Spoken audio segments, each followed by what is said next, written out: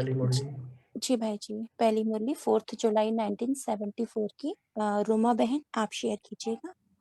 जी, ओम शांति। अ, बाबा ने पूरा मुरली पे नशा और निशाना क्या है, ये हिलता क्यों है, कैसे है और उसको फिर ठीक करने का तरीका बताया है। तो बाबा ने शुरुआत में बहुत सारे प्रश्न पूछे हैं। अपनी संपूर्ण निशाने के नजदीक पहुंचे हो? क्या निशाने पर पहुंचने की निशानियां दिखाई देती हैं? क्या संपूर्ण निशाने के नजदीक पहुंचने की निशानी का डबल नशा उत्पन्न होता है? तो बाबा ने हमारी स्थिति बनाने के लिए, ऊंचा बनाने के लिए हमें तो बनाते हैं, तो हमारी मंजिल कैसी होगी, तो उसकी निशानियां क्या क्या होंगी, बाबा ने यहाँ से शुरुआत करी है। तो बाबा आगे एक्सप्लेन करते हैं कि पहला ही हमारा नशा क्या है कि मैं आत्मा हूँ। तो कैसी आत्मा हूँ? कर्मातीत आत्मा हूँ, बंधन मुक्त आत्मा हूँ, मैं न्यारी आत्मा हूँ, प्रकृति जीत आत्मा हूँ। तो कर्म करने के लिए मैंने शरीर का आधार लिया, पर मैं हूँ कौन? मैं न्यारी आत्मा हूँ। लेकिन इसमें हमें मेहनत न करनी पड़े, पर करते कर्म करते करते ही हमारी स्थिति स्वतः और सहज ही रहे। जैसे बाबा ने कहा है कि ब्राह्मण बच्चे बनते ही सभी बच्चे अशरीरी बनने की प्रैक्टिस तो करते हैं, पर वो कितनी स्थिति नेचुरल रहती है इसमें नंबरवार हो जाते हैं, और वो कितनी देर रहती है इसमें ही अंतर पड़ जाता है। तो दूसरा नशा है कि जैसे ब्रह्मा बाबा को रहता था कि ये शरीर छोड़ के मैं विष्णु बनूंगा, मेरी सजी सजाई ड्रेस है। तो ऐसे ही हमें भी नशा रहे विश्व का मालिक बनने का। तो ये बस स्कूल ड्रेस छोड़ी और मेरी वो ड्रेस तैयार है।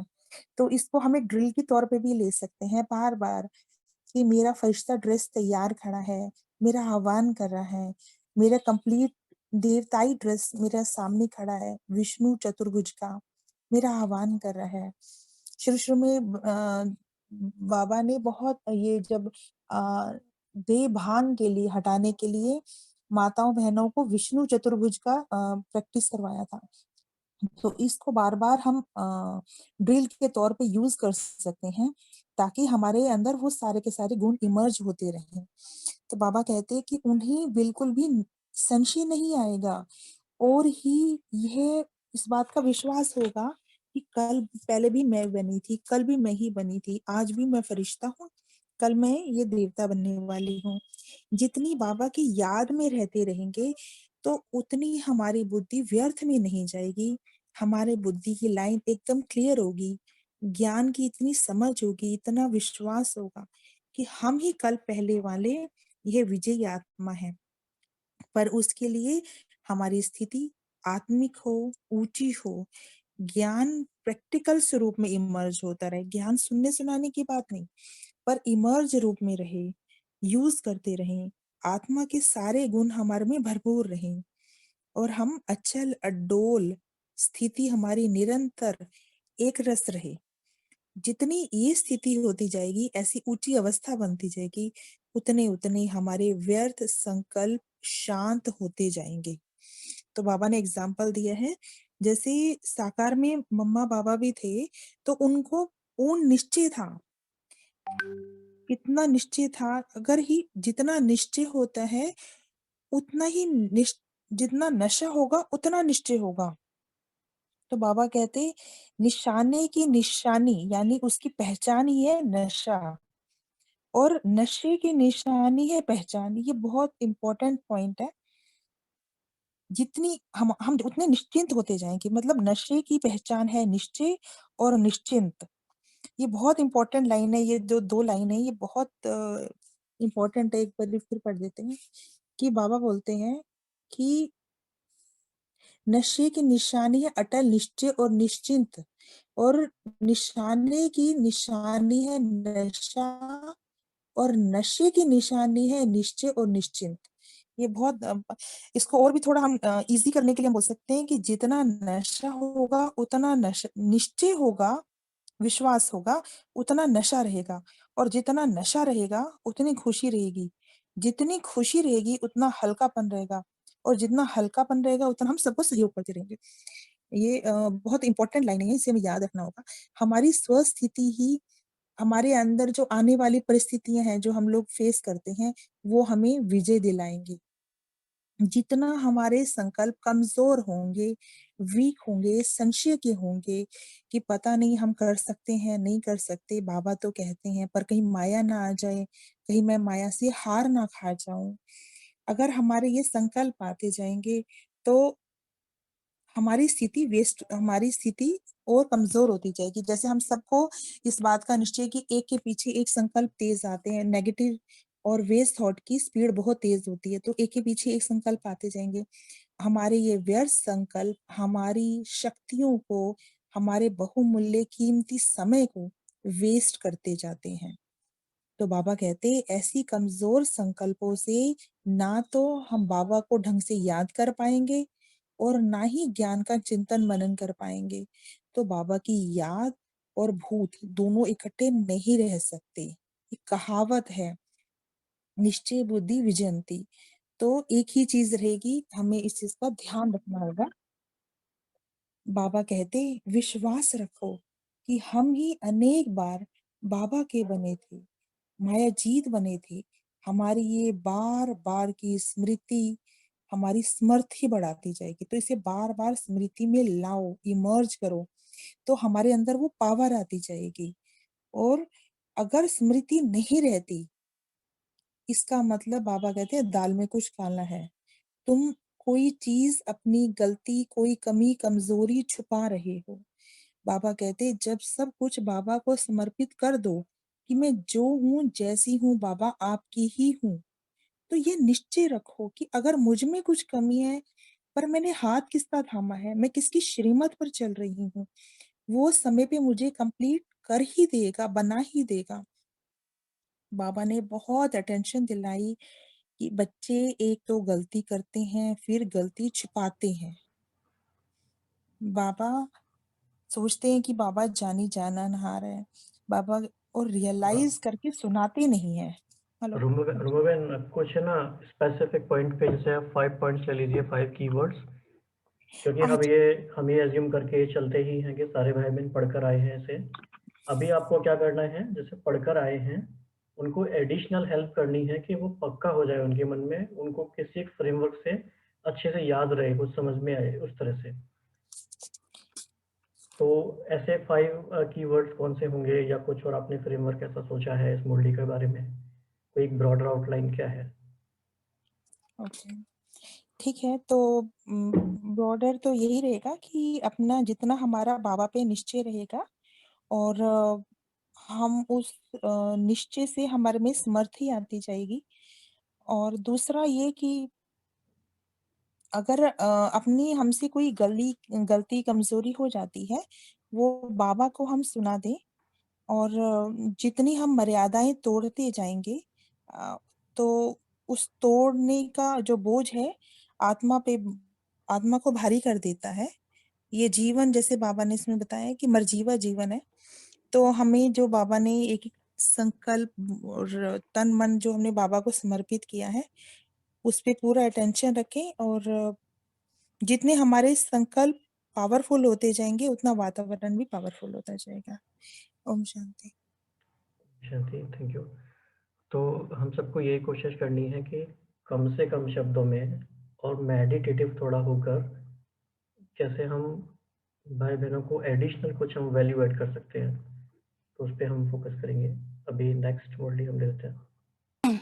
जी, नेक्स्ट मुरली 8 जुलाई 1974 की अनीता बहन, आप शेयर कीजिए। जी, मैं अनीता जैन लखनऊ से हूँ।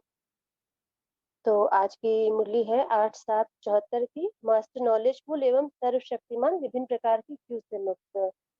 तो इसमें बाबा ने हमें अलौकिक मेले की विशेषता बताई है। नष्टो मोहा बनने की सहज युक्ति, सर्व संबंधों से बाप के साथ निभाना और सर्व प्राप्तियों को महसूस करना, देखना।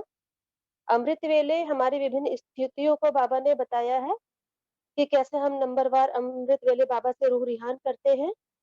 और इसका आधार जो है हमारा दिन भर का अटेंशन होता है, सारे दिन का, और उस सारे दिन के अटेंशन के लिए बाबा ने 5 प्रकार की क्यू में डिवाइड किया है, और उस क्यू को समाप्त करने की विधि बताई है बाबा ने।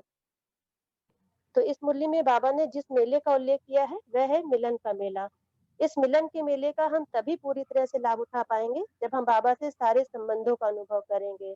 यहाँ सभी संबंधों के लिए बाबा इसीलिए कह रहे हैं कि अक्सर हम बाप और बच्चे के संबंध तक ही सीमित रहते हैं, लेकिन अलौकिक में हमारी बुद्धि सभी संबंधों की तरफ दौड़ती रहती है और इसके चलते बाबा से मिलन का मेला वहाँ बंद हो जाता है और अन्य आत्माओं से हमारा बुद्धि योग जुड़ जाता है।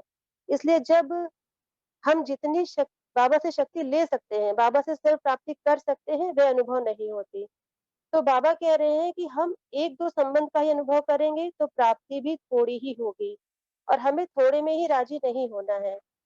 और जब हम सब प्राप्तियां करेंगे तो ज्ञानी तू आत्मा और योगी तू आत्मा का परिचय देंगे। ज्ञानी तू आत्मा जो नॉलेजफुल होकर अब कलयुग से सारे संबंधों को लेकर यह सोचे कि यह तो कर्म बंधन है, यह मुझसे कुछ लेने आया है या कुछ देने आया है और अविनाशी प्राप्तियां तो केवल शिव बाबा ही करा सकता है। तो हम सभी आत्माओं के प्रति केवल सेवा के निमित्त हैं, हमको अभी कुछ लेना नहीं है, क्योंकि हमको तो कर्मातीत होकर बाबा के साथ घर जाना है। हमारा जो लक्ष्य है कि हमें अभी संपन्न और संपूर्ण बनना है। बाबा ने कहा निराकारी, निरहंकारी, निर्विकारी की जो स्टेज है, नष्टो मोह स्मृति लब्धा की जो स्टेज है, वह हम कब प्राप्त करेंगे? जब सर्व प्राप्ति और सर्व संबंधों के आधार पर बाबा से हमारा योग जुड़ा रहेगा। तो परमात्मा ने हम सबको ब्रह्मा बाबा की प्रैक्टिकल लाइफ भी दिखाई कि ब्रह्मा बाबा यही चारों बातें निराकारी, निर्विकारी, निरहंकारी, नष्टो मोह स्मृति स्वरूप का पुरुषार्थ करके संपूर्ण बने। ऐसे ही हमें भी फॉलो फादर करते हुए इन्हीं विशेषताओं में लक्ष्य रखते हुए नंबर लेना है और नष्टो मोह बनने के लिए यदि सर्व संबंध एक से है और सर्व प्राप्तियां एक से हो रही है तो दूसरे देहधारियों में बुद्धि नहीं जाएगी। फिर बाबा अमृत वेले का समाचार सुनाते हुए कहते हैं कि जैसे अमृत वेला आरंभ होता है, चारों ओर सर्व बच्चे पहले तो नंबर मिलाने का पुरुषार्थ करते हैं या फिर कनेक्शन जोड़ने का पुरुषार्थ करते हैं, परंतु बीच बीच में कनेक्शन माया से जुड़ जाता है, क्योंकि अमृत वेले का हमारा पुरुषार्थ हमारे दिन भर की बेसिक स्थिति पर डिपेंड करता है। तो दिन भर यदि हम आलस्य और अलबेलेपन में रहते हैं या बाबा को भूले हुए रहते हैं, अन्य संबंधों में हमारी बुद्धि रहती है, पुरानी दुनिया में हमारी बुद्धि रहती है, तो अमृत वेले मिलन बनाने में हमारी स्थिति अव्यक्त नहीं बन पाती है। इसलिए हमको दिन भर अव्यक्त स्थिति का ध्यान रखना है। फिर परमात्मा कहते हैं कि बच्चे अमृत वेले विभिन्न प्रकार की अर्जी डालते हैं, तो अर्जी डालने के बजाय बार बार परमात्मा को याद दिलाना कि आप रहम दिल हो, कल्याणकारी हो, आप हमारे लिए आए हो, तो यह योग की यथार्थ विधि नहीं है। बाबा कहते हैं कि आप बच्चे अधिकारी हो तो समान स्वरूप में बैठकर योग करो, मास्टर बनकर बैठो, कोई अर्जियां लेकर नहीं बैठो। अर्जियां लेकर बैठने से प्राप्तियां भी सीमित होंगी, जितनी अर्जी होगी उतना ही मिलेगा, लेकिन मास्टर बनकर समान बनकर बैठने में समानता के आधार पर सर्व प्राप्तियों का अनुभव होगा। तो इस तरह कोई तो अर्जियां डालने में बिजी रहते हैं और कोई इतना शांत स्वरूप स्थिति में बैठते हैं जिन्हें बाबा भोले बच्चे कहते हैं, इतने भोले कि शांत स्वरूप स्थिति में बैठे बैठे निद्रा के गोद में चले जाते हैं। तो इस अल्पकाल की नींद के सुख को शांति का सुख समझ लेते हैं। तो परमात्मा कहते हैं कि ये भोलापन है और ये भोलापन नहीं होना चाहिए। जागृत अवस्था में सर्व शक्तियों का अनुभव करो, यथार्थ विधि पूर्वक योग करो, तो सर्व प्राप्तियों से संपन्न बनोगे।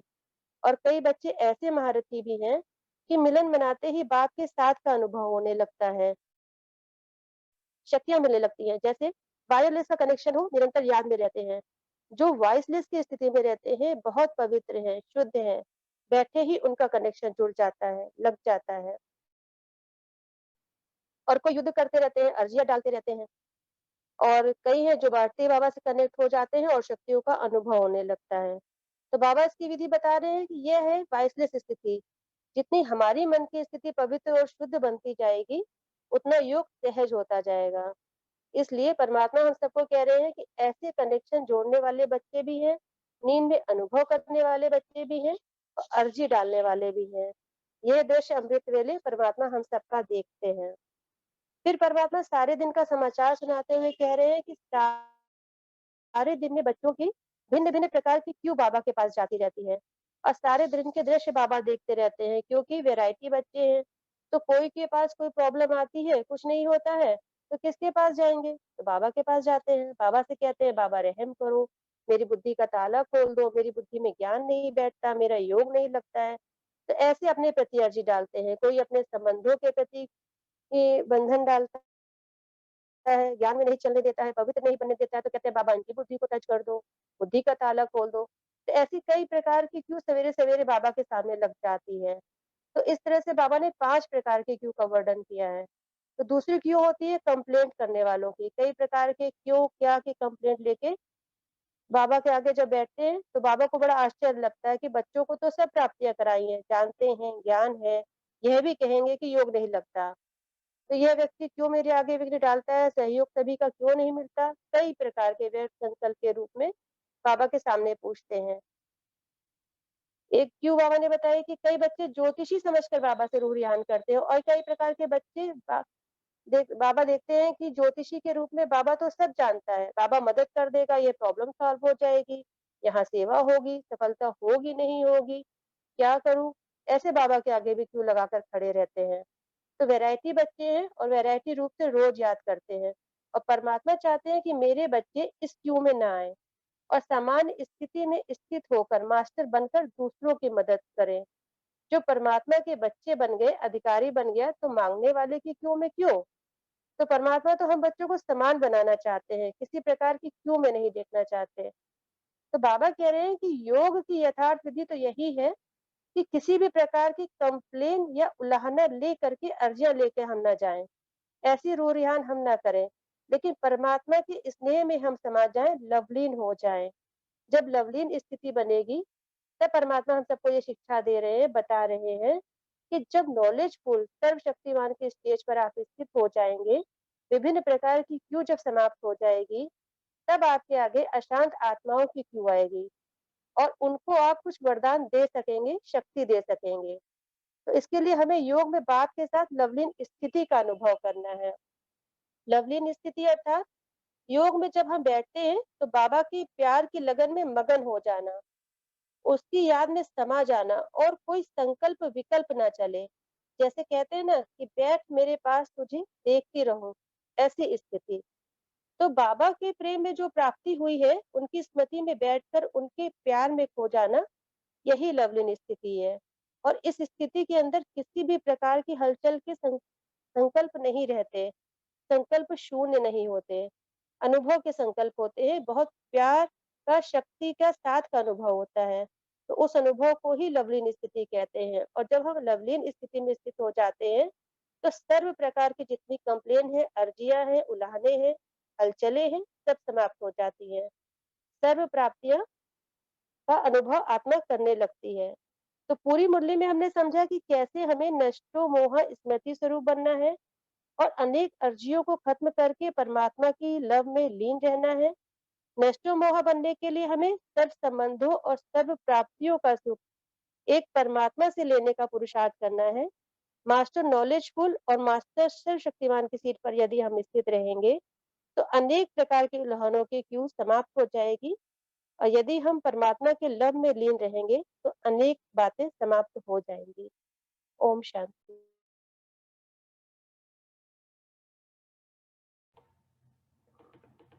काफ़ी इंटरेस्टिंग मुरली है ये। तो इस बारे में किसी और भाई बहन का कोई और एडिशनल कुछ विचार है तो बता सकते हैं। काफ़ी इम्पोर्टेंट बातें हैं ये पांचों प्रकार की जो क्यू बाबा ने बताई है। तो कोई और किसी इंटरेस्टिंग तरीके से बताना चाहता है कुछ?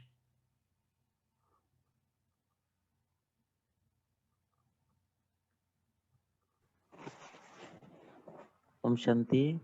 हाँ जी। भाई जी, ये जो आज की जो मुरली है, इसी में बहुत ही विशेष रूप में बाबा ने अंडरलाइन कराया है कि बच्चे, आप जो है सागर के बच्चे हो, तो सागर के बच्चे हो तो आप जो है दाता हो, तो आपको भिखारीपन आपके अंदर में नहीं रहना चाहिए और हमेशा जैसे बाबा सागर है, अपने आप को मास्टर सागर के में हमेशा स्थित रखे, हम हमेशा उसी नशे में रहना चाहिए और हम अपने आप को बाबा से हमेशा कनेक्टेड रख के हमें जो है सर्व आत्माओं के, विश्व के सर्व आत्माओं को हमें हमेशा भरपूर करने का ही हमारा लगन होना चाहिए। तो उससे ऑटोमेटिक जो है हम खुद भरपूर रहेंगे और सभी आत्माओं को भरपूर कर सकते हैं। और सिर्फ आत्माओं को ही नहीं, ये आत्माओं के साथ साथ हम जो है पांचों तत्वों को भी भरपूर कर सकते हैं और बहुत ही जल्दी पूरी दुनिया हमारा जो है संपूर्ण सत्व प्रधान हो जाएगा और नई दुनिया ऑटोमेटिक आ जाएगी। ओम शांति। Thank you. और किसी को इसमें कुछ और कहना है पांचों की उसके बारे में? कोई रिफ्लेक्शन चला हो, कोई इंट्रोस्पेक्शन?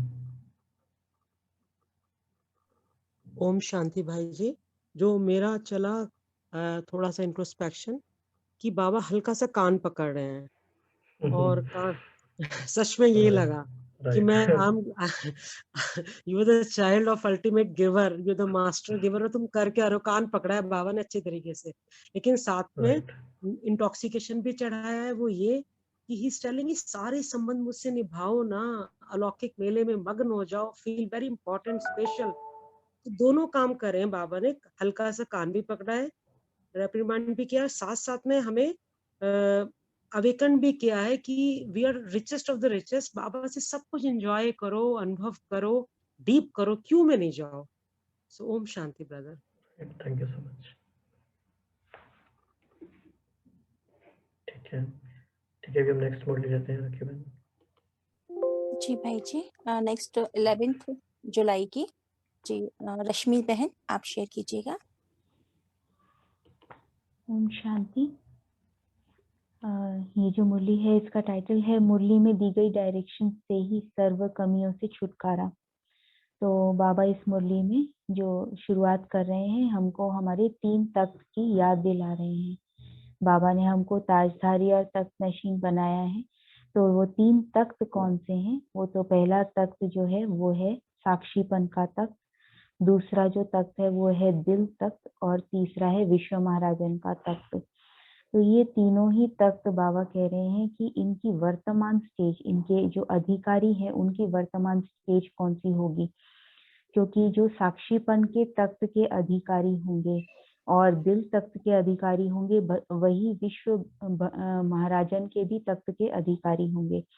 तो साक्षीपन का जो तख्त है उसकी निशानी ये होगी कि वो आत्मा हर कदम हर संकल्प में बाप दादा को साथी अनुभव करेगी, और ये तभी होगा जब हर कदम हर संकल्प श्रीमत अनुसार फॉलो फादर होगा। तो जब हम खुद भी अनुभव करते हैं कि जब हम हर कदम हर संकल्प श्रीमत अनुसार उठाने लगते हैं, हर बात पर अटेंशन रखते हैं, तो हमारी अवस्था कैसी हो जाती है? अचल अडोल हो जाती है। हमको ऐसे लगता है कि जैसे हम देह की दुनिया से बिल्कुल ऊपर उठ गए हैं, जैसे बेगमपुर के बादशाह हैं, कोई बात आती भी है तो उसके बिल्कुल ऊपर अपने आप को अनुभव करते हैं, उपराम अनुभव करते हैं और अतीन्द्रिय सुख में रहते हैं। तो बाबा ने कहा कि ये जो साक्षीपन का तख्त है यही भविष्य तख्त नशीन बनने का आधार है। फिर दूसरा दिल तख्त नशीन। तो दिल तख्त नशीन में बाबा ने बताया कि दिल तख्त नशीन आत्माएं सपूत बच्चे होंगे जो मनसा वाचा कर्मणा तन मन धन इनको संपूर्ण रीति फॉलो करने वाले, बाप समान फॉलो करने वाले और उसी तरह से सफल करने वाले होंगे। तो ऐसी आत्माएं जो होंगी जो मनसा वाचा कर्मणा और तन मन धन सफल करेंगे बाप समान, तो वो क्या हो जाएंगे? वो इतने शक्तिशाली हो जाएंगे, मास्टर सर्वशक्तिमान बन जाएंगे, और उसकी रिजल्ट ये होगी कि वो आत्माएं जो होंगी वो सबूत बन जाएगी, मतलब प्रत्यक्ष प्रमाण, विकर्मा जीत, कर्मेंद्रिय जीत और प्रकृति जीत। तो ऐसी आत्माएं कर्मेंद्रिय जीत मतलब कर्मेंद्रियों की आकर्षण से उपराम, और प्रकृति जीत अर्थात प्रकृति के हर पेपर में विजयी और अचल अडोल। और ऐसी आत्माएं विकर्मा जीत तो बन ही जाएंगी क्योंकि सब हर बात में फॉलो फादर कर रहे हैं। तो दिल तक नशीन आत्माएं ही आगे जगत जीत बनेंगी, बाबा ने कहा। तो अब ये जो 3 तख्त हैं इनके अधिकारी ऐसी आत्माएं बन सकती है जो किसी भी प्रकार की क्यू में नहीं है। जो पिछली मुरली में हमने क्यू देखी, बाबा ने 5 तरह की क्यू बताई। तो वो आत्माएं होंगी, अधिकारी आत्माएं जो होंगी वो किसी भी प्रकार की क्यू में नहीं होंगी। तो बाबा अब आगे इस मुरली में जो क्यू वाले बच्चे हैं उनको रिस्पॉन्स दे रहे हैं कि किस तरह से अनेक प्रकार की क्यू से मुक्त हो सकते हैं। तो उसके लिए बाबा ने 2 तरह की बातें बताई है, एक तो स्मृति और एक युक्ति, कि हमें कौन सी स्मृति रखनी है और कौन सी युक्ति अपनानी है। ये हर एक क्यू के लिए बाबा ने अलग अलग बताई है। तो पहले बाबा ने जो फर्स्ट जो बाबा ने लिया है वो लिया है अर्जी डालने वालों की क्यू। तो अर्जी डालने वालों की क्यू को बाबा ने युक्ति बताई है कि जैसे सबसे पहले तो बाबा ने स्मृति दिलाई है कि बालक सो मालिक की स्मृति रखो, सर्वशक्तियों के वर्षे के अधिकारी की स्मृति, बाप समान मास्टर सर्वशक्तिमान की स्मृति, कि जैसे बाप कोई भी बुद्धि, किसी की भी बुद्धि का ताला खोल सकते, संस्कार बदल सकते, तो वही शक्तियां बाबा ने मुझे भी दी है। और मैं मास्टर रचयिता हूँ, पूर्वज आत्मा पूज्य आत्मा हूँ। तो ये सारी स्मृतियां जो है यदि हम बुद्धि में रखेंगे, फिर बाबा ने युक्तियां बताई।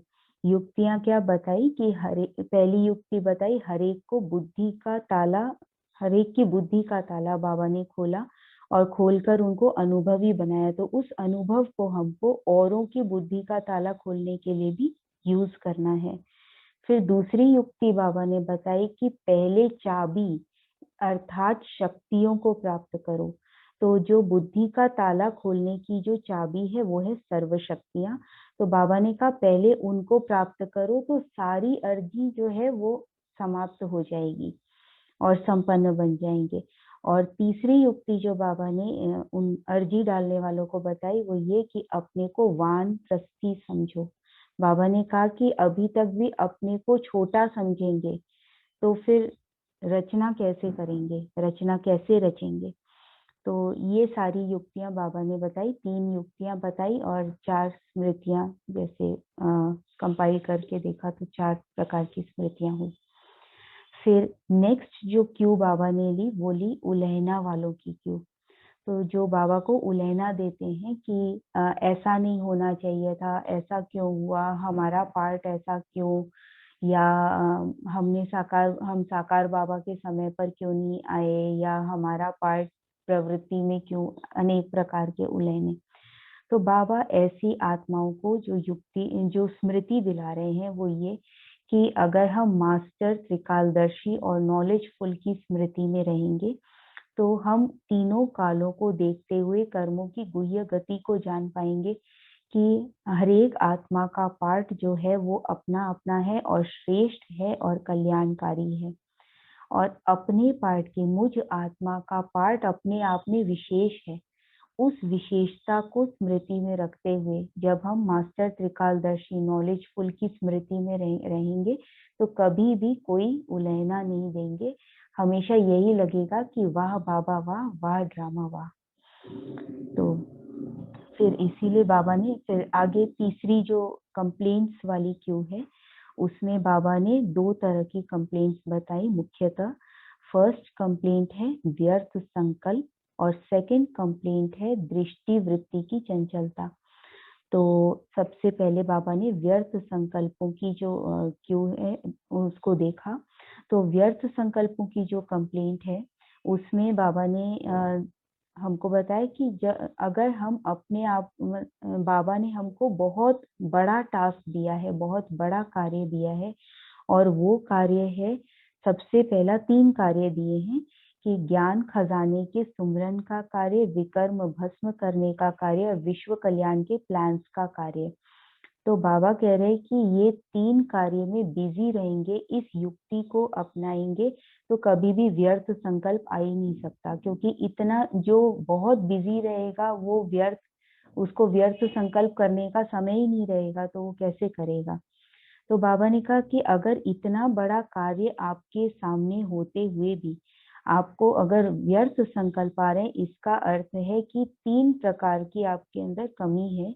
या तो अपने कार्य की आपको नॉलेज नहीं है कि कितना बड़ा कार्य आपके सामने है, या फिर स्वयं को चलाने की नॉलेज नहीं है कि मुझे अपने आप को कैसे चलाना है। मतलब हमको अपने संस्कारों का भी नॉलेजफुल बनना है, अपनी शक्तियों का भी नॉलेजफुल बनना है, बाप के सहयोग का भी नॉलेजफुल बनना है, समय का भी नॉलेजफुल बनना है, तब हम अपने आप को सही रीति चला सकेंगे।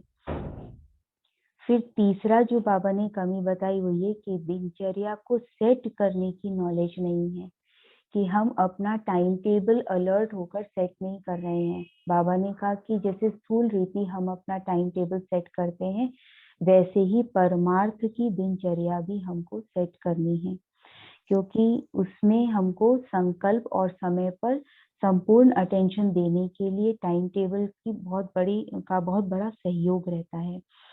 तो बाबा ने कहा कि स्वयं को स्वयं ही होमवर्क दो और बाद में साक्षी होकर पूरा चेक करो। तो जैसे रात को हम बाबा को पोता मेल देते हैं, तो इसी तरह से हम अपना होमवर्क खुद सेट करें, अपना चार्ट खुद सेट करें कि हमें किस किस पॉइंट पर चेकिंग करनी है। जैसे बाबा ने कई बार हमको और मुरलियों में भी ये डायरेक्शन दिया है कि सुबह सुबह कर्मेंद्रियों को टास्क दे दो और फिर रात में पोता मेल चेक करो कि कौन सी कर्मेंद्रिय ने आज्ञा मानी और किसने उल्लंघन किया। तो यहाँ बाबा कह रहे हैं कि माया की आकर्षण में समय बर्बाद हो रहा है या फिर जो हमने होमवर्क किया वो हो रहा है, मतलब होमवर्क में हम बिजी हैं। तो इस तरह से ये बाबा ने युक्तियां बताई हमको व्यर्थ संकल्पों से मुक्त होने की। और इसमें जो बाबा ने हमको स्मृति दिलाई व्यर्थ संकल्पों से मुक्त होने की, वो ये है कि हम ताजधारी आत्माएं हैं जिनको स्वयं की जिम्मेवारी और विश्व की जिम्मेवारी सदा याद रहनी चाहिए, तभी हम भविष्य में भी ताजधारी बन सकेंगे। और तख्तधारी अर्थात बाबा ने जो पहले कवर किया कि साक्षीपन का तख्त और बाप का दिल तख्त, तो हम तख्त नशीन आत्माएं और ताजधारी आत्माएं हैं। अगर हम इसकी स्मृति रखेंगे, जिम्मेवारियों की स्मृति रखेंगे, तो फिर ये व्यर्थ संकल्प जो है इनकी मार्जिन खत्म हो जाएगी।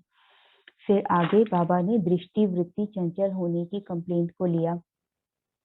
तो दृष्टि वृत्ति चंचल होने का बाबा कह रहे हैं कि इसमें जो सबसे पहली बात है वो ये कि अगर दृष्टि वृत्ति चंचल होती है तो इतनी जो बाबा ने स्मृतियां दिलाई हैं उसके अलावा विस्मृति की बुद्धि में मार्जिन है। अगर कोई चीज फुल या संपन्न होगी तो वो हिलेगी नहीं, अर्थात दृष्टि वृत्ति चंचल अर्थात हिल रही है। तो हिलना का मतलब कि एक जगह से दूसरी जगह जा रही है, जैसे जहां होनी चाहिए वहां नहीं है। तो वो जो चीज है वो स्मृति के संपन्न होने से दृष्टि वृत्ति कभी भी चंचल नहीं हो सकती। इसमें बाबा ने हमको एक बहुत महत्वपूर्ण युक्ति बताई है कि एक स्लोगन को याद रखो कि देह को देखना अर्थात बुरा देखना, देहधारी प्रति सोचना या संकल्प करना बुरा है, और देहधारी से देहधारी समझकर बोलना बुरा है। तो अगर हम ये याद रखेंगे, जैसे कोई भी चीज बुरी है तो हम उस पर अटेंशन रखते हैं, लेकिन हम मोटी मोटी बातों पर अटेंशन रखते हैं। हम अगर इस सूक्ष्म बात पर, क्योंकि ये तो हमारा कम से कम 63 जन्मों का तो संस्कार है कि हम देह को देख रहे हैं, देहधारी के प्रति सोच रहे हैं, या देहधारी समझ कर बात कर रहे हैं, आत्मा समझ कर बात नहीं कर रहे हैं। तो ये सब हमको नेचुरल लगता है, ये हमारे संकल्पों में संस्कारों में बहुत गहरा समाया हुआ है। तो इसकी सूक्ष्म चेकिंग करना जरूरी है। इसके लिए बाबा ने ये जो हमको कहा कि बुरा है ये याद रखेंगे तो फिर हमारी वो चेकिंग चलती रहेगी। फिर तीसरी जो बाबा ने इसमें युक्ति बताई, पहली बताई कि स्मृति से संपन्न बनना है, दूसरा बताया स्लोगन, और तीसरा बाबा ने हमको बताया कि सर्व संबंधों का बाबा से अनुभव करना है। तो इस पर भी हमको बहुत इंटेंसिव चेकिंग करनी है कि हर संबंध का रस हम बाबा से अनुभव कर रहे हैं या कोई रस अभी बाकी रह गया है, क्योंकि जिस भी संबंध का रस हम अनुभव नहीं कर रहे हैं उस तरफ हमारी बुद्धि भटकेगी। तो बाबा ने इसमें विशेष जो अटेंशन दिलाया वो साजन और सजनी के संबंध के रूप में बाबा से अतीन्द्रिय सुख का रस हमको अनुभव करना है, जो रस हमको सदा सदा काल स्मृति में और समर्थि में लाने वाला है। तो बाबा ने हमको इस पर अटेंशन दिलाया है। फिर आगे बाबा ने हमको जो इसमें हाँ, जब बाबा ने बताया, इसमें आगे बताया कि देहधारी में जब वृत्ति और दृष्टि चंचल होती है तो बाप को धर्मराज की तरह से सामने लाना है और स्वयं को नर्कवासी व विष्टा का कीड़ा समझना चाहिए उस समय। तो इसको हम स्मृति में लेते हैं कि बाप को धर्मराज की स्मृति से और अपने आप को कंपेयर करना है कि बाबा ने तो मुझे टाइटल दिया मास्टर सर्वशक्तिमान, तख्त नशीन, ताजधारी, मैं ये हूँ या मैं नर्कवासी या विष्टा का कीड़ा हूँ? तो मैं कौन हूँ इसमें से? मास्टर सर्वशक्तिमान 1 सेकंड में नर्कवासी या विष्टा का कीड़ा बन गया। तो जब हम अपनी स्मृतियों को याद कर लेंगे तो हमको लगेगा कि नहीं, ये जो दृष्टि वृत्ति चंचल होना जो है ये बहुत ही बुरी बात है और मुझे इसको हर कीमत पे इसको अवॉइड करना है या छोड़ देना है। तो बाबा ने कहा कि इसमें हमको याद रखना है कि तख्त ताज को छोड़ हम क्या ले रहे हैं, गंदगी। दूसरी स्मृति बाबा ने दिलाई कि जिम्मेवार आत्मा से जमादार। बाबा ने कंपैरिजन हमारे सामने रखे हैं कि कहाँ हम जिम्मेवार आत्माएं अपने को समझते हैं और जब ये पुराने संस्कारों के वश हो जाते हैं तो जमादार बन गए। तो जमादार जो होगा, बाबा ने कहा उसकी कभी प्रजा नहीं बनेगी। तो न तो हम कोई भविष्य जो नई दुनिया है उसमें बाबा के मददगार बन सकेंगे, न नई रचना रच सकेंगे। तो जिम्मेवार आत्मा या मास्टर नॉलेजफुल आत्मा की स्मृति को धारण करके हमको दृष्टि वृत्ति पर अटेंशन रखना है। फिर जो तीसरी बात बाबा ने ये बताई, यहाँ पर एक युक्ति बाबा ने बताई है हमको कि गंदगी उठाने वाले का फोटो वो अपने सामने रखो और एक तरफ मास्टर सर्वशक्तिमान का फोटो रखो। तो इनको भी कंपेयर करो कि बाबा हमको मास्टर सर्वशक्तिमान बनाते हैं और जब हम ऐसे संस्कारों के वशीभूत होते हैं तो हम क्या बन जाते हैं। तो जैसे बाबा ने हमको मुरलियों में सिखाया है कि अपना राजाई वाला फोटो सामने रखो, तो वो क्या है कि जैसे फोटो जो है, चित्र जो है, एक ऐसा तरीका है जो हमको शब्दों से ज्यादा जल्दी हमारे ऊपर असर करता है। इसलिए बाबा ने यहाँ फोटो निकालने की युक्ति बताई है।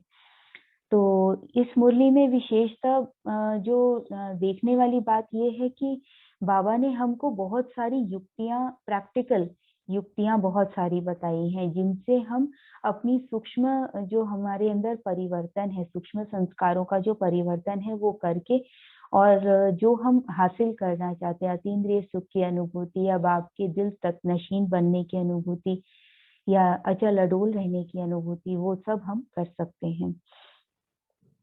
तो बाबा ने आगे हमको ये जो बताया कि पहली गलती हमारी जो हो रही है वो ये कि मस्तक में मणि के बजाय हम सांप को देख रहे हैं।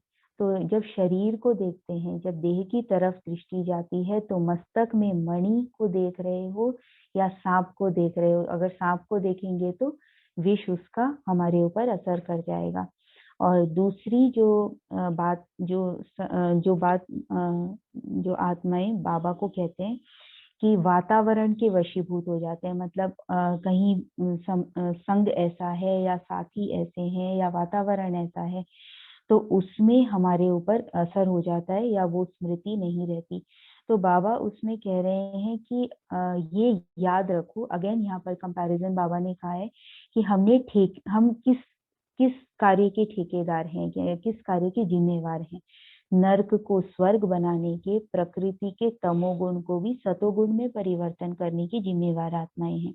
तो ऐसी आत्माएं, मतलब इनके लिए बाबा ने एक एग्जाम्पल भी दिया कि अगरबत्ती का एग्जाम्पल लो कि कहीं भी कैसे भी वातावरण में खुशबू फैला देती है, तो वो तो रचना की भी रचना है, हमारी रचना की भी रचना है, मतलब साधारण मनुष्यों की रचना है वो तो इस तरह से तो फिर ऐसे गुण जो है वो अगर रचना की रचना में भी है और रचयिता में नहीं, ऐसा तो संभव नहीं है। हमारे अंदर ये सारे गुण हैं और हम इनको अगर स्मृति में रखेंगे तो हम इनको अनुभव कर सकते हैं। फिर आगे बाबा ने जो ये 2 कंप्लेंट्स हैं, इनके लिए बाबा ने कहा कि बार बार बाबा द्वारा यही शिक्षा हमको मिलती रहती है मुरलियों में। तो जैसे हम प्रैक्टिकल में भी देखें तो जैसे किसी बात के लिए किसी भी सीनियर को, चाहे पेरेंट्स को, चाहे टीचर्स को, हमें अगर बार बार टोकना पड़ता है तो हमें भी बुरा लगता है कि हम इन्होंने हमको कितनी बार कहा और हम ये बात नहीं कर पाए। और बोलने वाले को भी बुरा लगता है कि मैं इनको कहता हूँ लेकिन ये करते नहीं है। तो बाबा कह रहे हैं कि बार बार बाप द्वारा यही शिक्षा मिलना, इसका भी हिसाब किताब बनता है। क्योंकि जैसे हम महारथियों को देखेंगे, अब मम्मा को देखेंगे, तो मम्मा ने हमेशा क्या किया, जो बाबा ने कहा वो तुरंत मम्मा ने किया। तो अगर हम वैसा पद चाहते हैं या उतना आगे बढ़ना चाहते हैं, हम भी चाहते हैं कि हमको भी राजाई पद मिले, तो पहले हमको इन बातों का भी अटेंशन रखना है कि बाबा को हमको बार बार कोई बात न बोलना पड़े, तभी हम आज्ञाकारी बच्चे बनेंगे बाबा के। फिर आगे बाबा कह रहे कि जैसे हम बाबा के सम्मुख बैठकर मुरली सुनते हैं और बाबा हमसे कई प्रकार के प्रॉमिस, जैसे बोलते हैं कि बाबा बोलते हैं कि इस बात की दृढ़ प्रतिज्ञा करो, या हम बाबा के आगे हाथ ऊंचा करते हैं, तो हम कई बार उन बातों को उस समय तो हमें याद रहती है, बाद में हमारा अटेंशन उन बातों से कम हो जाता है। तो बाबा कह रहे हैं कि बाप दादा, हम समझते हैं कि बाप दादा को वायदा भूल जाता है, लेकिन बाप दादा को सबके वायदे याद रहते हैं। तो ये बात हमको बहुत अटेंशन रखना है। बाबा ने लाइट रूप में मतलब हल्के रूप में हमको अव्यक्त वाणियों में आगे 90s और 2000 आगे की मुरली में बाबा ने हमेशा हमको कहा कि हाथ ऊंचा किया, इसका फोटो निकल रहा है। तो यहाँ भी बाबा यही कह रहे हैं कि बाप दादा को सबके वायदे याद रहते हैं, लेकिन बाप दादा बच्चों का डिसरिगार्ड नहीं करते, क्योंकि बच्चे सम्मुख बैठे हैं और बाबा कहें डिसरिगार्ड कि तुमने नहीं किया तो वो डिसरिगार्ड हो जाएगा। तो इसलिए बाबा, लेकिन बाप दादा भाव के भी भाव को जानता है। तो निमित्त बनी हुई टीचर्स से तो हम छिपा सकते हैं, लेकिन बाबा से हम कुछ भी नहीं छिपा सकते। तो बाबा ने जो यहाँ कुछ एक जैसे करेक्शन का, या बाबा एक स्ट्रिक्ट टीचर या कहें बहुत उस फॉर्म में कहें तो धर्मराज के रूप में बाबा हमसे बात कर रहे हैं कि बाबा हमारे अंतर को जानता है और हम बाबा के आगे प्रिटेंड नहीं कर सकते। और हमको जैसे जितना हम बाबा जो हमको कह रहे हैं वो हम जितने आज्ञाकारी बन रहे हैं या बाबा को किए हुए वायदे निभा रहे हैं, उतना हमको रिटर्न मिल रहा है। फिर बाबा कह रहे हैं कि जितनी मेहनत लेते हो उतना रिटर्न करना होगा। ये भी एक इम्पॉर्टेंट बात है कि बाबा आगे कह रहे हैं कि अगर रिटर्न नहीं करेंगे तो प्रजा नहीं बना सकेंगे। तो हम सभी ऊंच पद के लक्ष्यधारी आत्माएं हैं। हम चाहते हैं कि हम भी अपने आप को ताजधारी और तख्तधारी देखते हैं, भविष्य हमारा बहुत उज्जवल हम देखते हैं। लेकिन यहाँ बाबा कह रहे हैं कि बाबा जितनी मेहनत कर रहे हैं हमारे ऊपर, उतना रिटर्न हमें देना है। तो हमको आज अपने आगे ये रख लेना है कि बाबा ने हमारे ऊपर कितनी मेहनत की है और उसी अनुसार हमें भी बाबा को रिटर्न देना है, तभी हम प्रजा बना सकेंगे।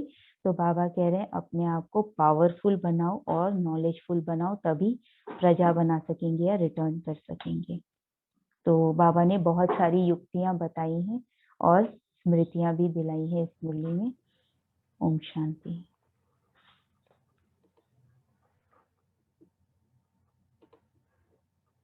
ये जो मुरली है काफ़ी ज़्यादा इम्पोर्टेंट मुरली है, और ऐसी काफ़ी कम मुरलियाँ हैं जिसमें बाबा का इतना स्ट्रिक्ट टीचर वाला रूप देखने को मिलता है, इसलिए इसको जस्टिफाई करना भी ज़रूरी था उतना टाइम देके। तो इसकी डेट सभी को याद रहनी चाहिए, 11 जुलाई 1974। और जिन्होंने भी नहीं पढ़ी है, एक एक शब्द, एक एक लाइन को हमें अच्छे से पढ़ना है, क्योंकि राजयोगा का लक्ष्य सिर्फ ये नहीं है कि बस बहुत शांति फील हो रही है, अच्छा लग रहा है, ऐसे वाली बात नहीं है।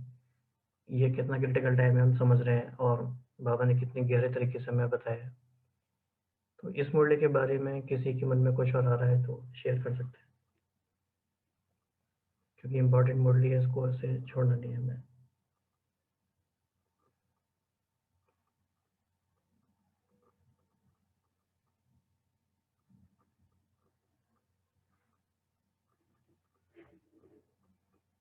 किसको आ रहा है मन में कुछ?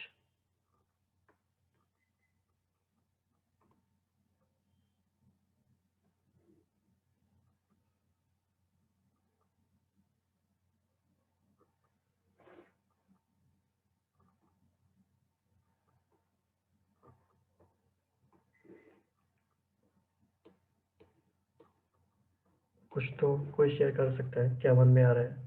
बाबा ने इतने हमें कड़े शब्दों में इशारे दिए हैं।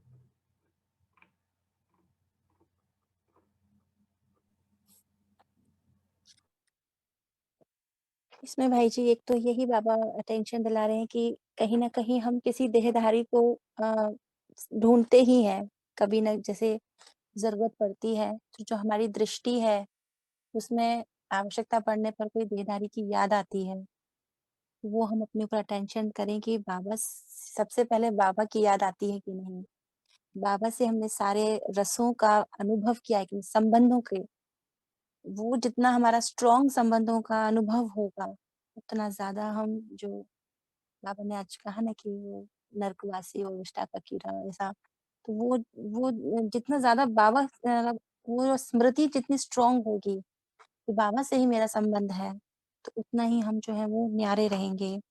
दूसरा कि हम शरीर को देखते हैं, जब कोई कोई व्यक्ति हमारे सामने आता है तो क्या हम ये सोचते हैं कि वो आत्मा आ रही है, आत्मा यानी कि उसको हम एक एनर्जी के फॉर्म में, कि वो भी प्योर एनर्जी है, वो हम अपने अंदर वो हमारी फीलिंग होती है कि नहीं होती, या हम उस व्यक्ति के इमेज को ही सबसे पहले देखते हैं, उससे बात करते समय, व्यवहार के समय या उसके बारे में सोच रहे हैं तो उसके प्रति क्या ऑटोमेटिकली हमारे अंदर शुभ भावना निकलती है कि नहीं, तो वो वृत्ति के लेवल पर हमको चेकिंग करने की बहुत जरूरत है।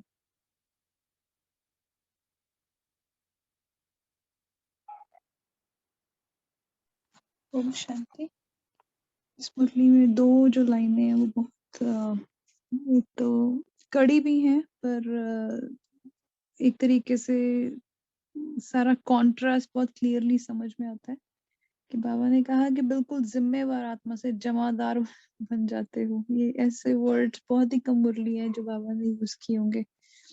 तो बाबा ने बहुत अच्छे से इसको विजुअलाइजेशन के थ्रू भी समझाया।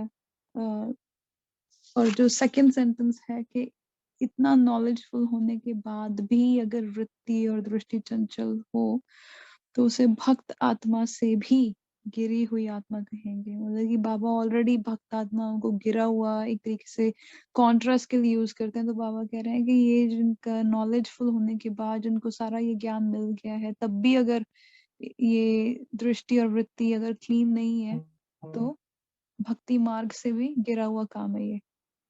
शांति। ओम शांति। इसमें जो बाबा ने चाबी की बात की है मुरली में कि सर्व शक्तियों की चाबी को कैसे यूज करते हो, तो उसका एक बहुत ज्यादा अपने अंदर प्रैक्टिस चाहिए कि हमने बाबा की जो शक्तियां प्राप्त की उसको हम यूज कैसे करते हैं। जैसे बाबा बोलते हैं कि जैसे मैंने आपका ताला खोला, क्या आप भी चाबी को लेकर और अन्य आत्माओं का ताला खोल सकते हैं। तो इसमें खुद की चेकिंग करनी है कि हम कैसे शक्तियों का यूज करते हैं। ओम शांति। जी ओम शांति। अब नेक्स्ट मुरली लेते हैं 14 जुलाई 1974 की। जी नम्रता बहन आप शेयर कीजिएगा। ओम शांति।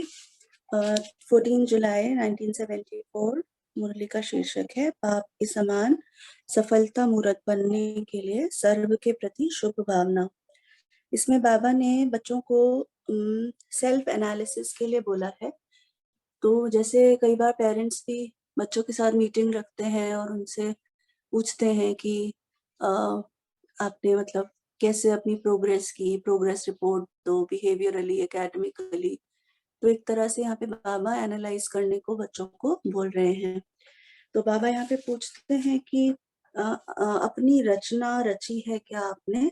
तो जैसे ज्ञान में आने के बाद इसमें रचना का अर्थ जो है वो 2 वे से ले सकते हैं। एक तो है कि जैसे बाबा यहाँ बताते हैं कि सेंटर पे टीचर्स होते हैं, तो वो जिन जिनको ज्ञान, जिन आत्माओं को ज्ञान देती हैं, तो वो कौन सी आत्माएं प्रजा की क्वालिटीज वाली होती हैं, कौन सी आत्माएं को वो भक्त की क्वालिटीज उनमें देखती हैं।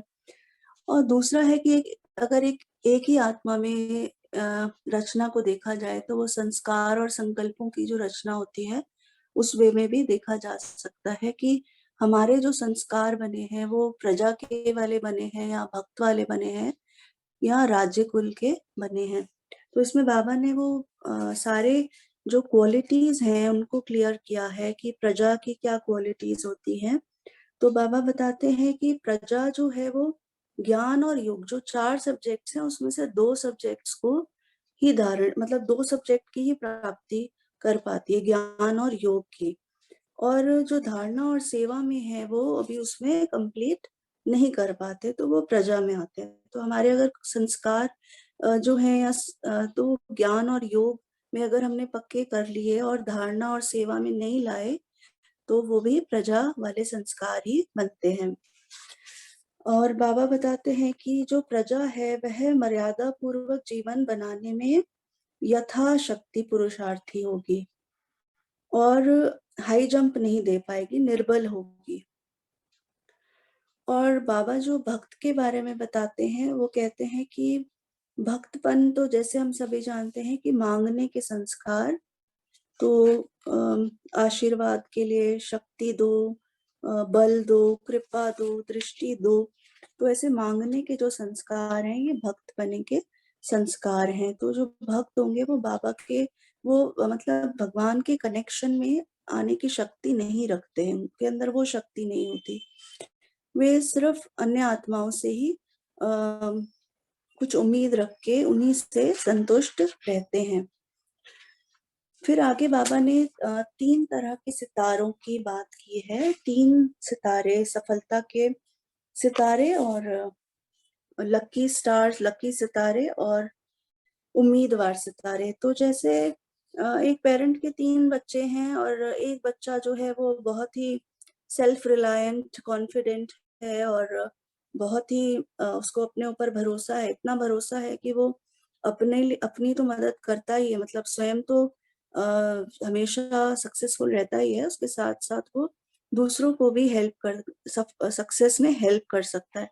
तो बाबा ने वो पहला सितारा बताया है, सफलता का सितारा, जिसकी क्वालिटीज हैं वो दृढ़ता होगी और निश्चय बुद्धि होंगे, उनमें ईश्वरीय खुमारी होगी, उनका हर बोल शक्तिशाली होगा और अन्य आत्माओं का भी पथ प्रदर्शन करेंगे, मतलब उनके कर्म ऐसे समर्थ कर्म होंगे कि दूसरे उनको देखकर, और बच्चे जैसे एक बड़ा बच्चा है वो बहुत ही राइट पाथ को फॉलो कर रहा है तो छोटे बच्चे अपने आप ही घर में उसको देखकर वैसे फॉलो करने लगते हैं। तो वो एक रोल मॉडल वाली बात होती है जो सफलता के सितारे होते हैं। तो बाबा कहते हैं कि ऐसे बच्चे जो हैं वो भविष्य फल के लिए वेट नहीं करते, उनको साथ के साथ ही वो प्रत्यक्ष फल के रूप में उनकी सफलता दिखाई देती है। और जो ये सफलता मूर्त आत्माएं हैं ये इतनी तेजोमयी, इतनी दिव्य होती हैं कि इनके संपर्क में आते ही जो अन्य आत्माएं हैं वो ऑटोमेटिकली उनका योग बाबा से लग जाता है। जैसे बताते हैं कि दादी जानकी के पास बैठने से ही या फिर ब्रह्मा बाबा के पास बैठने से ही साक्षात्कार हो जाता है था बच्चों को, या बाबा से योग लग जाता था। तो ऐसी आत्माओं के लिए बाबा बताते हैं कि वो उनके साथ बैठने से ही वो रंग का अनुभव, संग के रंग का अनुभव होने लग जाता है। तो ये है सफलता मूर्त सितारों की निशानियां। दूसरे वाले बच्चे जो बाबा बताते हैं कि जो दूसरे वाले बच्चे हैं, इसमें एक बड़ा मतलब वो वाला सीन याद आता है कि एक पेरेंट के आगे पीछे घूमता रहता है एक बच्चा प्यार में, मतलब वो मेहनत नहीं करता, बस वो अपने पेरेंट्स से इतना प्यार करता है कि उनके आगे पीछे घूमता है, हाँ जी हाँ जी, और हर पल एक मतलब बहुत ही अटैचमेंट, लव वाला, स्नेह वाला रिश्ता होता है उसका। और वो चाहे कॉन्फिडेंट भी ना हो और इतना निश्चय बुद्धि भी ना हो, लेकिन प्यार इतना है कि वो अपने आप को वैसे ही उसे लगता है कि मेरा सारा काम तो हुआ ही पड़ा है, सारा काम पेरेंट भी बड़ा खुशी-खुशी सब कुछ उनके लिए कर लेते हैं कि पता है बच्चा मेहनत नहीं कर रहा बट फिर भी वो प्यार वाला है बहुत। तो बाबा बताते हैं कि ऐसे जो बच्चे हैं वो उनकी एक फलक मतलब जो पहले वाले थे उनकी झलक होती है और इन बच्चों में झलक नहीं बल्कि फलक होती है। बहुत बाप के बहुत स्नेही होते हैं और उन्हें पता है कि हमारा लक अच्छा है और उन्हें बाप की एक्स्ट्रा मदद भी मिलती है। और जो थर्ड टाइप के बच्चे बाबा ने बताए तीसरे सितारे जो हैं वो हैं उम्मीदवार सितारे। तो उम्मीदवार सितारे जो हैं वो उनको मेहनत ज़्यादा करनी पड़ती है सफलता के लिए क्योंकि वो भिन्न-भिन्न विघ्न आते हैं उनके लाइफ में। तो कभी तो वो घबरा जाते हैं पर कभी पेरेंट्स से हेल्प लेकर वो महावीर भी बन जाते हैं लेकिन कभी भी उम्मीद नहीं छोड़ते। तो बाबा ने ऐसे 3 बच्चों की 3 सितारों की बात की है और फिर लास्ट में बोला है आप एनालाइज़ करो कि आप कौन हो? तो बाबा पूछते हैं कि जैसे आप जब एंटर हुए थे यहाँ पे आए थे मेरे पास तो यही आपका सवाल था कि मैं कौन हूँ? यही पहेली को आप सुलझाने के लिए आए थे ना? तो अंत में भी अभी भी यही पहेली है कि आप पूछो कि आप कौन-सा सितारा हो? सब अपने आप से तो बाबा पूछते हैं पूछो कि इन तीनों कैटेगरीज़ में आप कहाँ स्टैंड करते हैं? और जो आपका लक्ष्य है वो यही है कि आपको क्या बनना है? सफलता का सितारा बनना है। फिर बाबा बताते हैं कि बाप समान सफलता मूर्त बनने के लिए आपको 2 शब्द हमेशा ध्यान में रखने हैं। एक है शुभ भावना और एक है शुभ कामना, शुद्ध कामना। तो शुभ भावना जैसे हम संबंध संपर्क में आते हैं, सेवा में आते हैं, सहयोग में आते हैं, अन्य आत्माओं के संपर्क में आते हैं, तो शुभ भावना मीन्स कि हमारा हर एक संकल्प जो है उनके प्रति पॉजिटिव हो। उनके प्रति भावना जो है मतलब हमारा एटीट्यूड और हमारे विचार किसी के भी प्रति जो है वो बहुत पॉजिटिव हों। पॉजिटिव एक तो होता है कि हम उनके बारे में पॉजिटिव सोचें और दूसरा होता है कि अगर उनकी कुछ प्रॉब्लम्स हैं या कुछ हैं, तो उनका सॉल्यूशन देना वो भी शुभ भावना, कैसे हम उनकी हेल्प कर सकते हैं। और दूसरा है शुभ कामना, तो मतलब सबके लिए एक वेल विशर बन के रहना। तो बाबा ने बताया कि ये जो 2 हैं आपकी शुभ भावना और शुभ कामना, ये बहुत ही इम्पोर्टेंट है जो आपको सफलता का सितारा बनाएँगे। और बाबा बताते हैं कि ब्राह्मणों का यही धर्म और यही कर्म है। तो जो धर्म होगा वही कर्म होगा। और जो बाबा बताते हैं कि जो मास्टर सर्वशक्तिमान हैं, तो उनकी जो दृष्टि और वृत्ति है, वो हमेशा सदा के लिए, सर्वदा सदा के लिए शुभ होनी चाहिए और शुद्ध होनी चाहिए। ओम शांति।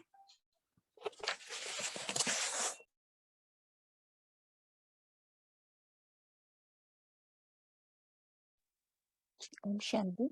नेक्स्ट लास्ट मुरली लेते हैं 18 जुलाई 74 की। जी रुचि बहन आप शेयर कीजिएगा। जी ओम शांति।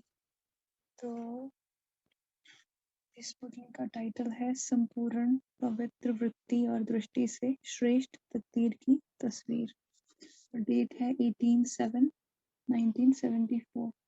तो यहाँ पे बाबा मधुबन निवासियों को देख रहे हैं और बाबा ने आते ही क्वेश्चन किया। एक्चुअली बाबा मधुबन निवासियों की तकदीर की लकीर देख रहे हैं और बाबा ने कहा कि श्रीमत और पालना के अनुसार अपनी अपनी तकदीर की लकीर बना रहे हो। और फिर बाबा ने क्वेश्चन किया कि क्या अपनी जो तस्वीर है, जो आपने अपनी तकदीर की तस्वीर बनाई है, उसको दर्पण में देखते हो? और फिर बाबा ने कहा कि जो दर्पण में देखना होता है, तो उसमें कई वैल्यू जो होती है, उसकी वैल्यू को चेक करते हैं। वैल्यू का जो आधार है वो है फेस। तो फेस के जो फीचर्स हैं नैन चैन, उनके बेसिस पे वैल्यू होती है, अगर स्थूल में भी अगर कोई तस्वीर हो। तो फिर बाबा ने कहा कि यहाँ पे जो आपका ये रूहानी जीवन है हमारा, इसकी जो तकदीर की तस्वीर है उसकी क्या मुख्य विशेषताएं होंगी कंपेयर टू जो वर्ल्डली तस्वीर होती है। तो फिर यहाँ पे बाबा ने 3 बातें बताई कि स्मृति, मतलब कि आपकी अवेयरनेस क्या है, वृत्ति आपकी फीलिंग्स क्या है, और दृष्टि आपका पर्सपेक्टिव क्या है। तो स्मृति में बाबा ने कहा कि आप स्मृति स्वरूप हो, क्या आपकी स्मृति पावरफुल है, कि आप कौन हो।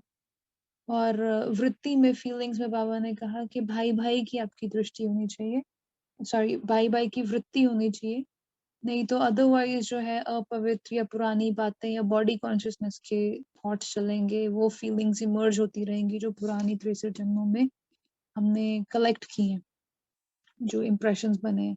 और जो दृष्टि है, जो हमारा पर्सपेक्टिव है, वो भी soul consciousness, pure consciousness versus body consciousness के बेसिस पे है या नहीं है। तो बाबा ने कहा अगर ये 3 चीजें होंगी तो दिव्य गुणों का जो श्रृंगार, जो चमक झलक फलक है, वो इजीली दिखाई देगी। और फिर बाबा ने यहाँ पे कहा कि ये क्यों करना है, पहले तो क्या करना है, किस लिए करना है, वो अब बाबा आगे इसको इलाबोरेट करेंगे। इसका बेनिफिट क्या होगा अगर आपकी ये जो 3 क्वालिटीज अगर आप में इमर्ज रहेंगी तकदीर की तस्वीर में आपकी, तो क्या होगा उससे। तो बाबा ने कहा कि जो दूसरी आत्माएं हैं उनको आप ऑटोमेटिकली अपनी तरफ आकर्षित कर सकते हो। जैसे पिछली मुरली में भी सिमिलर पॉइंट्स थे कि ब्रह्मा बाबा, दादियाँ, और इवन के सबसे बड़ी आकर्षण मूर्त कौन है, स्वयं परमात्मा। जब बाबा की पधरामणि होती है तो हम जिन्होंने फर्स्ट हैंड एक्सपीरियंस किया होगा उनको इजीली पता है कि बाबा के आने पर इजीली जो है वो देह का भान समाप्त हो जाता है और देही अभिमानी स्थिति में, अव्यक्त स्थिति में स्थित हो जाते हैं, बिकॉज ऑफ बाबाज मैग्नेटिक और मैग्नेटिक फील्ड। सबसे जो ऊंचा संसार में, पूरे ब्रह्मांड में सबसे ऊंचा बाबा का जो मैग्नेटिक फील्ड है, आकर्षणमयी चित्र है। तो बाबा ने कहा ये जो, यहाँ पे फिर बाबा ने एग्जाम्पल देके भी समझाया कि जैसे देहधारी का जो चित्र होता है वो देह अभिमान में लाने के निमित्त बन जाता है। जो न्यू पुरुषार्थी है वो कंप्लेन भी करते हैं कि ये सब देखकर हम देह अभिमान में आ गए। तो बाबा कहते हैं कि आप जो हो रूहानी आत्माएं, क्या आपका जो जो आकर्षणमयी चित्र है वो देह अभिमान से देह अभिमान में नहीं लाएगा। तो यहाँ पे फिर बाबा दादियों का हम एग्जाम्पल फिर से एक बार खुद को रिमाइंड करा सकते हैं। फिर बाबा ने कहा आपने चेक किया है कि आपकी जो चित्र है वो आकर्षण मूर्त कहाँ तक बना है। तो यहाँ पे कहाँ तक मतलब कि परसेंटेज के बेसिस पे चेक करेंगे, ये नहीं कि है कि नहीं है। इट्स नॉट यस और no, it's a question of कि कहाँ तक बना है। बाबा ने कहा कि एक भी क्वालिटी जो तीनों बताई है विशेषताएं, अगर उनमें से एक भी कम हुई तो वैल्यू नहीं रहेगी आपकी। जो ये आकर्षण मूर्त चित्र है उसका वैल्यू नहीं रहेगा। तो फिर यहाँ पे फिर बाबा ने एग्जाम्पल दिया कि स्टूल की एग्जाम्पल दिया कि आंख कान नाक अगर ना हो या फिर कोई डिफेक्ट हो तो वैल्यू जो है वो पिक्चर की कम हो जाती है। तो इसी प्रकार अगर आपकी भी कोई भी इसमें कमी पेशी होगी तो वैल्यू कम हो जाएगी, आकर्षण मूर्त नहीं बन पाएंगे। तो फिर बाबा ने आगे कहा कि हाउ टू चेक। तो अब यहाँ पे आगे युक्ति बाबा ने बताई कि चेक कैसे करना है। तो बाबा ने कहा कि आपको यंत्र दिया हुआ है चेक करने का। सॉरी, एक पॉइंट यहाँ पे था कि अगर फेस वैल्यू अगर कम होगी, जैसे फिजिकल वर्ल्ड में उसकी मॉनेटरी वैल्यू कम हो जाती है। बाबा ने कहा कि यहाँ पर अगर आपकी विशेषताओं में कोई कमी हुई तो प्रारब्ध व प्राप्ति के समय में और आधा समय कम हो जाता है, मतलब कि 16 कला की बजाय 14 कला में आएंगे। फिर आगे बाबा ने कहा कि ऐसी अपनी चेकिंग करते हो तो चेकिंग करने का यंत्र क्या है, तो हाउ टू चेक। तो बाबा ने यहाँ पे हमें फिर से रिमाइंड कराया कि आपको दिव्य बुद्धि जो है वो दी हुई है और उसमें क्या चेक करना है। 3 चीजें बाबा ने यहाँ पे 2 चीजें बाबा ने यहाँ सॉरी 3 थिंग्स चेक करनी है कि माया को परखने के लिए आपको दिव्य बुद्धि का नेत्र दिया है। तो इसमें 3 चीजें जो चेक करनी है कि माया के संग दोष या फिर वातावरण का प्रभाव का जंग या फिर कोई डिफेक्ट तो नहीं रहा है। तो माया का जो संग दोष है, मतलब कि जो वीकनेसेस हैं, पुराने संस्कार हैं, जिसको हम कुंडली मार के बैठे हुए एक तरीके से कि ये मेरे संस्कार हैं। और कई मुरलियों में बाबा ने बार बार समझाया है कि ये आपके संस्कार नहीं है, आप ये संस्कार लेकर नहीं आए थे। आपके जो रूहानी संस्कार हैं, अनादि संस्कार है, वो ओरिजिनल संस्कार परमात्मा के सिमिलर संस्कार हैं। ये जो सब आपने लिया है ड्रामा में प्रॉप्स के तौर पे, ड्रामा में पार्ट प्ले करने के लिए लिया है, ये देह से रिलेटेड संस्कार हैं। तो ये फर्स्ट तो ये चेक करना है कि माया का संग दोष, कहीं हम पुराने संस्कारों के संग दोष में तो नहीं बैठे हुए हैं।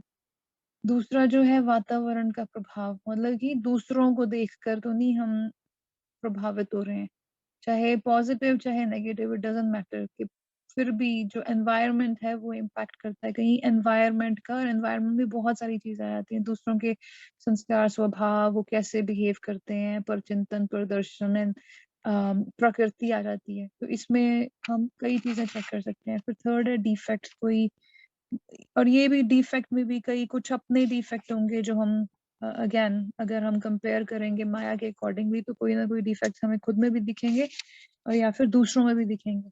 तो ये 3 चीजें बाबा ने कहा कि चेक करो। फिर बाबा ने आगे बताया कि अपनी ये जो मुख्य 3 विशेषताएं बताई उसको भरने के लिए 3 शब्द याद रखो। तो यहाँ पे बाबा ने युक्ति दी है 3 शब्दों की। पहला तो है कि निर्वाण स्थिति में स्थित होना। तो निर्वाण जो है वो परम धाम है, परम धाम मीनिंग निराकार स्थिति। और जब निराकार स्थिति होगी तो मतलब कि हम अंतर्मुखी हैं, और जो निराकारी स्थिति होगी तो निर्विकारी और निरहंकारी तो हम स्वतः ही बन जाएंगे अपने बिहेवियर में, अपने व्यवहार संस्कारों में।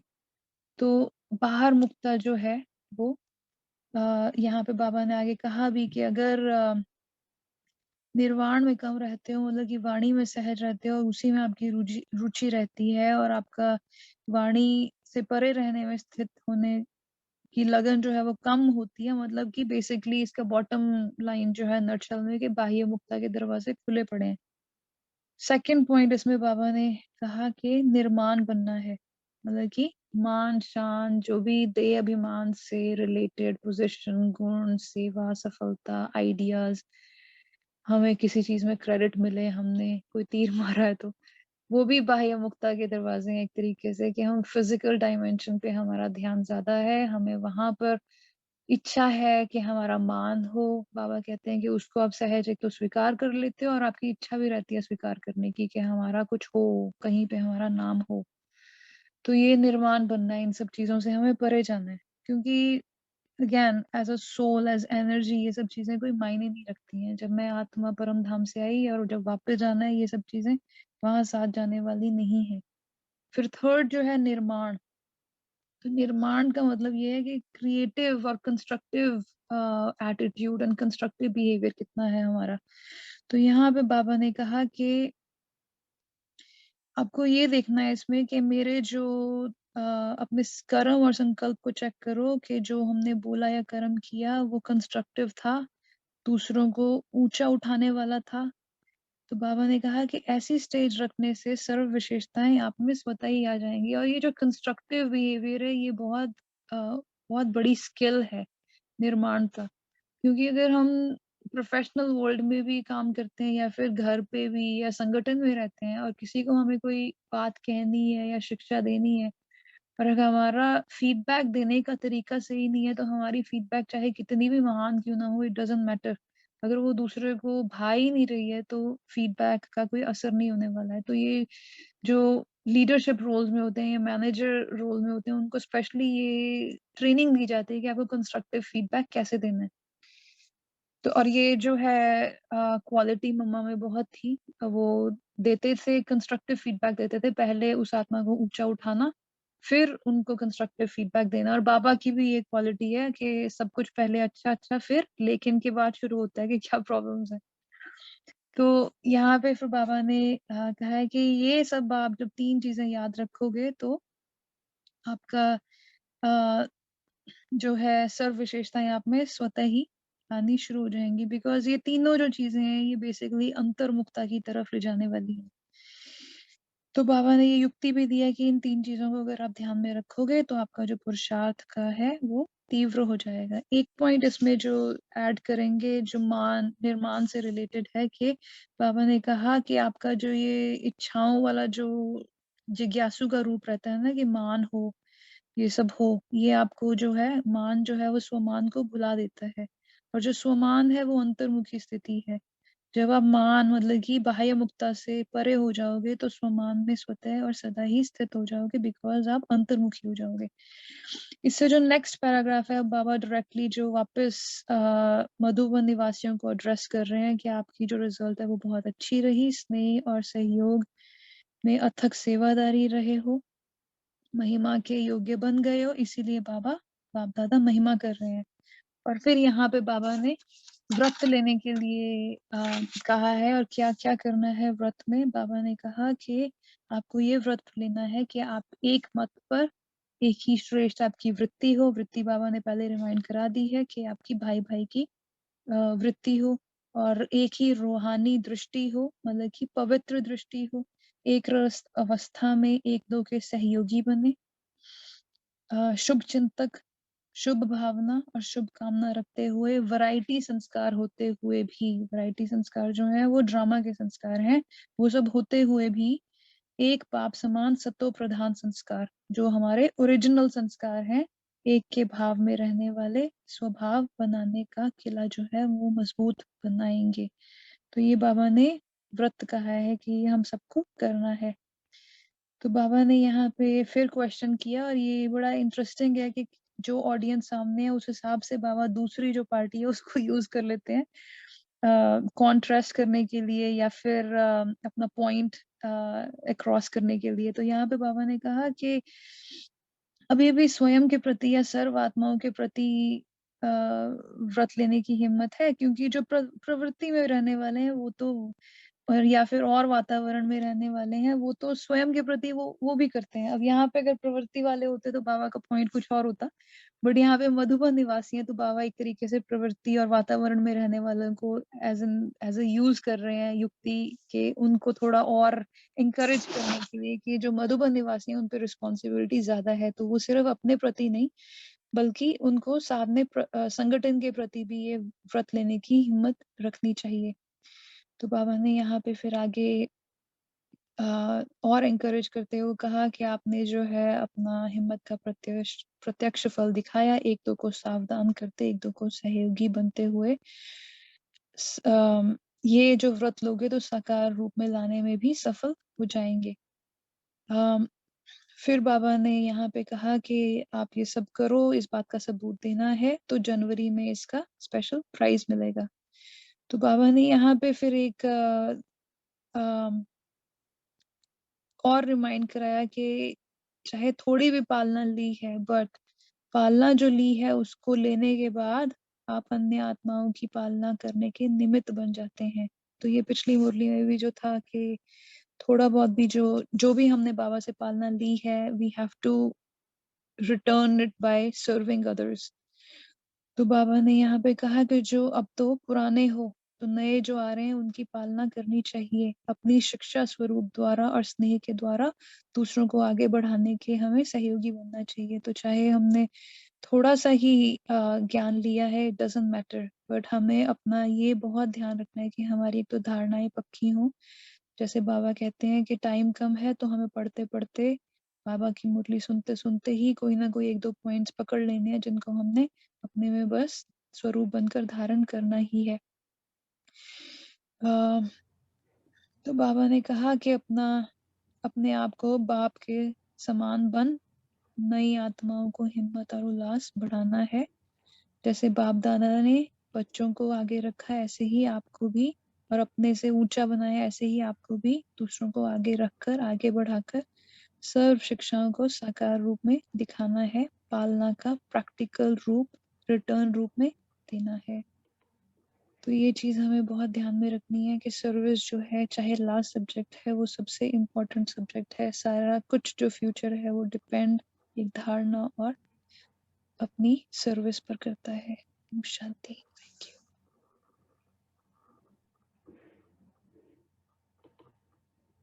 आप सबको ऐसी फीलिंग आ रही होगी कि जैसे एग्ज़ाम का टाइम होता है तो एक्स्ट्रा क्लासेस लगती हैं, लेट पढ़ते रहते हैं और फिर भी सिलेबस ख़त्म नहीं होता।